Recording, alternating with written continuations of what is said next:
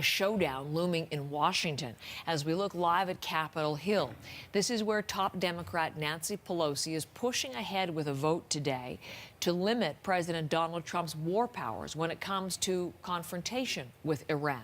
Our senior Washington editor, Lindsay Duncombe, is here to look at why the Democrats are going ahead with this now, really right in the midst of this activity. Lindsay. Well, Heather, it all goes back to the concern that Democrats have about that decision that Donald Trump took to launch the drone strike that killed the Iranian General Qasem Soleimani. Congress was not notified in advance of that strike. In a statement last night, Nancy Pelosi, the House Speaker, said this. She said, since then, the president has made clear that he does not have a coherent strategy to keep the American people safe, achieve de-escalation with Iran, and ensure stability in the region. And Democrats also say that they were not satisfied by a briefing that was given from administration officials, including the Secretary of State and the head of the CIA, about the intelligence and the justification for that strike.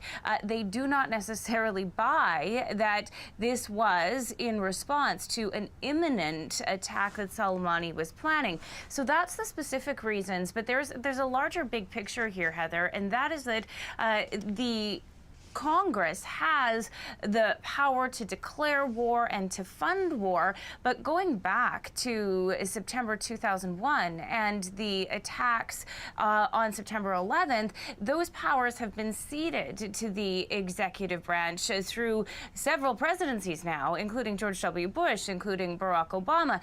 And there is a lot of concern, or there has been arguments, that to use the authorization that dates back to 2002 in order to engage in current conflicts in the Middle East doesn't make sense anymore. It is a bit of a perennial question that I have for you, or that certainly others have, Lindsay. With the partisan divide so strong as it is right now in Washington, will what the Democrats want to do to restrain Trump, will that pass?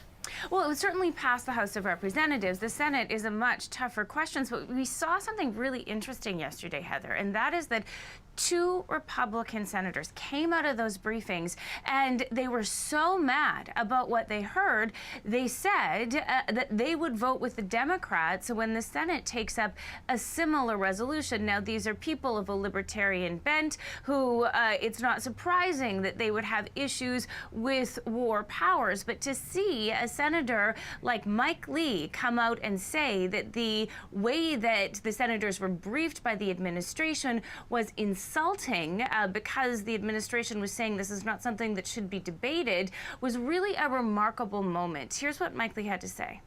What I found so distressing about that briefing was that one of the messages we received from the briefers was, do not debate, do not discuss the issue of the appropriateness of further military intervention against Iran. And that if you do, you'll be emboldening Iran. I find it insulting and I find it demeaning to the Constitution of the United States, to which we've all sworn an oath.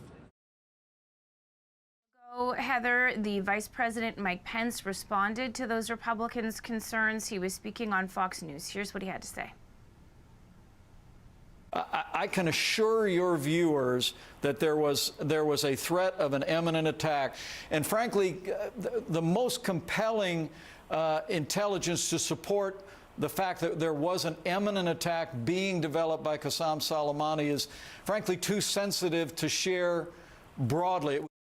Now, the reality is even with that rare dissension from the Republican senators, they still wouldn't have the votes to pass the Democratic resolution unless something dramatic happened. So this whole debate is largely symbolic, really, because the president would also likely veto any sort of curb. However, we get to this situation where this debate is happening alongside the possibility of additional conflict. Lindsay, thank you very much for that. That's Lindsay Duncombe, our senior Washington editor in the U.S. Capitol this morning.